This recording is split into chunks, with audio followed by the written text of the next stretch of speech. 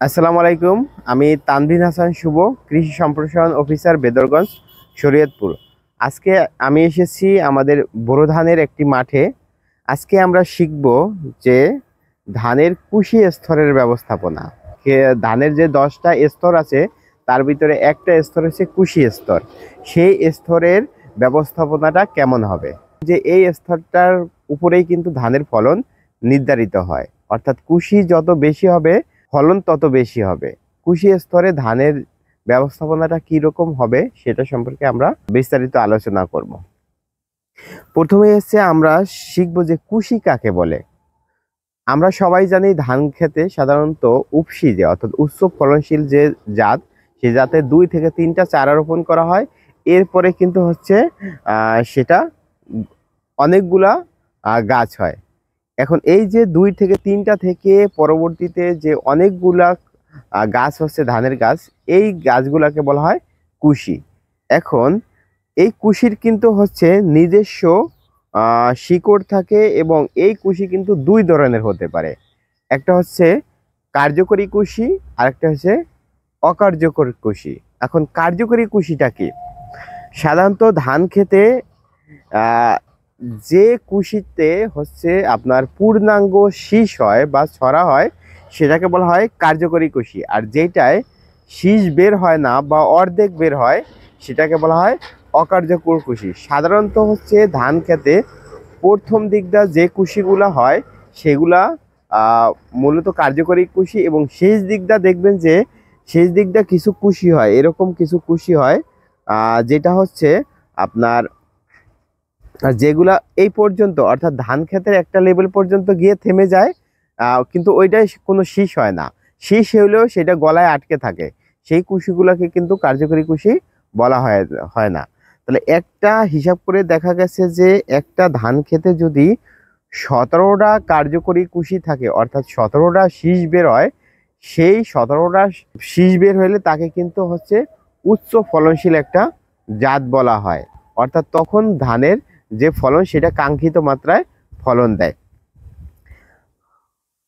আজকে আমরা শিখব যে এই কার্যকরী কুশির সময় আমরা কিভাবে ব্যবস্থাপনা করব। দেখেন যে এই ধান খেতে আমরা যে চারা রোপণ করেছিলাম সেই চারায় 2টা করে চারা রোপণ করছি। এতে হচ্ছে এই গোছাটা যেমন 20টা কুশি বের হয়েছে। এখন 20টা কুশিতে জানি না কয়টা শীষ হবে বা কার্যকরী কুশি হবে, সেটা হচ্ছে আমরা হয়তো বা পরে জানতে পারবো। কিন্তু এই স্তরে আমরা কি ব্যবস্থাপনা গ্রহণ করব সেটা আমরা নির্ধারণ করব। কার্যকরী কুশি সাধারণত যে স্তর সেটা শুরু হয় ধানের চারা রোপণের 10 থেকে 15 দিন পরে, অর্থাৎ যখন নতুন পাতা গজানো শুরু হয় তারপর থেকেই সাধারণত হচ্ছে কুশি স্তরের সূচনা শুরু হয়। তাহলে এই কুশি স্তরের আপনার অন্যতম একটা কাজ হচ্ছে পানির ব্যবস্থাপনাটা। অর্থাৎ আপনাকে সঠিক মাত্রায় পানি দিতে হবে। অর্থাৎ আপনি দেখা যাচ্ছে অনেকে ধান ক্ষেতের এই কুশি স্তরে একেবারে পানি দিয়ে ডুবাই রাখে ক্ষেত। যদি আপনি পানি দিয়ে বেশি পরিমাণ পানি দেন তখন কিন্তু আপনার এই কুশির সংখ্যা কমে যাবে, এবং কুশি যদি বেশি হয় সেটা কিন্তু কার্যকরী হবে না, অর্থাৎ শীষ হবে না। আবার যদি হচ্ছে আপনি একেবারে কম পরিমাণ দেন তখনও কিন্তু শীষ হবে না। ঠিক আছে? তাহলে আপনি কার্যকরী কুশি যদি পেতে চান তাহলে আপনার এই স্টেজে আমাদের যে AWD অর্থাৎ অল্টারনেটিভ ওয়েডিং অ্যান্ড ড্রাইং, এই পানির যে ব্যবস্থাপনা সেটা সঠিক মাত্রায় নির্ধারণ করতে হবে। অর্থাৎ এই স্তরে আপনার ধান ক্ষেত একবার শুকাতে হবে, আবার পানি দিতে হবে। এখন পানি তাহলে কি পরিমাণ দেবেন? ধান খেতে আমরা এই কুশি স্তরে সাধারণত 2 থেকে 3 সেন্টিমিটার পানি ধরে রাখবো, আবার মাঝে মাঝে শুকাই ফেলবো। এবং এই সময়ে যেন হচ্ছে ধান খেতে কখনো যেন আগাছা না হতে পারে, এটা আমাদের খেয়াল করতে হবে। উনি হচ্ছে আমাদের এই মাঠের ব্লক ম্যানেজার। ওনাকে হচ্ছে আমি নির্দেশনা দেব যে এই কুশি স্তরে কিন্তু আপনি ধানের খেতে পানি দেবেন 2 থেকে 3 সেন্টিমিটার। ঠিক আছে? এই কুশি স্তরে আমরা সার ব্যবস্থাপনাটা কিভাবে করব। আমরা জানি যে ধানের জমি যখন প্রস্তুত করা হয় তখন ইউরিয়া আর পটাশ বাদে সকল সার কিন্তু হচ্ছে সম্পূর্ণ ডোজ দিয়ে দেওয়া হয়। এবং বলা হয়ে থাকে যে ইউরিয়া কখনো জমি তৈরির সময় দেয়া যাবে না, অর্থাৎ ভেজাল ডোজ হিসেবে ইউরিয়া ব্যবহার করা যাবে না। তাহলে ইউরিয়াটাকে ব্যবহার করতে হবে, যে পরিমাণ ইউরিয়া আমরা জমিতে ব্যবহার করব সেটা 3 ভাগ করব। আমরা সাধারণত হচ্ছে 1 বিঘা জমি বা 33% জমিতে ইউরিয়া দিতে বলি হচ্ছে 36 থেকে 40 কেজি, পটাশ সার দিতে বলি 20 থেকে 22 কেজি, টিএসপি দিতে বলি হচ্ছে 13 থেকে 15 কেজি, সালফার দিতে বলি হচ্ছে প্রায় 15 থেকে 16 কেজি, দস্তা দিতে বলি 1 থেকে 1.5 কেজি, বোরন দিতে বলি 1 থেকে 1.5 কেজি। এই পরিমাণে আমরা সার দিতে বলি। তাহলে আমরা ইউরিয়া আর পটাশ সার বাদে বাকি সকল সার হচ্ছে আমরা সম্পূর্ণ ডোজ জমি তৈরির সময় দিয়ে দেব। এখন আসেন তাহলে ইউরিয়াটা আমরা যে 3 ভাগে দেব সেটা কখন কি পরিমাণ দেব। তাহলে আমরা যদি 36 কেজি ইউরিয়া আমরা 1 বিঘা জমি বা 33% দেই, তাহলে 12 কেজি ইউরিয়া দেব যখন চারা রোপণের পরে খেতে নতুন পাতা গজাবে, অর্থাৎ চারা রোপণের 10 থেকে 15 দিন পরে। আর দ্বিতীয় ডোজ ইউরিয়া অর্থাৎ পরবর্তী 12 কেজি দেব আমরা প্রথম ডোজ দেওয়ার 10 থেকে 15 দিন পরে।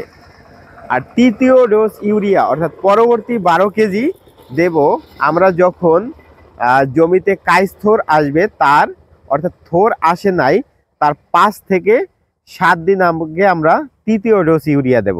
এবার আসেন আমরা পটাশ সার কিভাবে দেব। আমরা যদি আমাদের জমিতে পটাশ সার দেই, অর্থাৎ 1 বিঘা জমিতে যদি 21 কেজি পটাশ সার দেই, তাহলে আমরা 7 কেজি দেব যখন জমি তৈরি করব, অর্থাৎ অন্যান্য সারের সাথে আমরা 7 কেজি দিয়ে দেব। আর যখন আমরা ইউরিয়া অর্থাৎ প্রথম ডোজ যখন ইউরিয়া দেব, অর্থাৎ চারা রোপণের 10 থেকে 15 দিন পরে যখন চারায় নতুন পাতা ছাড়বে, তখন আমরা 12 কেজি ইউরিয়ার সাথে 7 কেজি পটাশ দেব। আর তৃতীয় ডোজ পটাশ দেব যখন আমরা তৃতীয় ডোজ ইউরিয়া দেব, অর্থাৎ কাইস্থরের সময়, অর্থাৎ কাইস্থর আগার 5 থেকে 7 দিন আগে যখন আমরা তৃতীয় ডোজ 12 কেজি ইউরিয়া দেব, তখন আমরা তার সাথে 7 কেজি পটাশ দেব।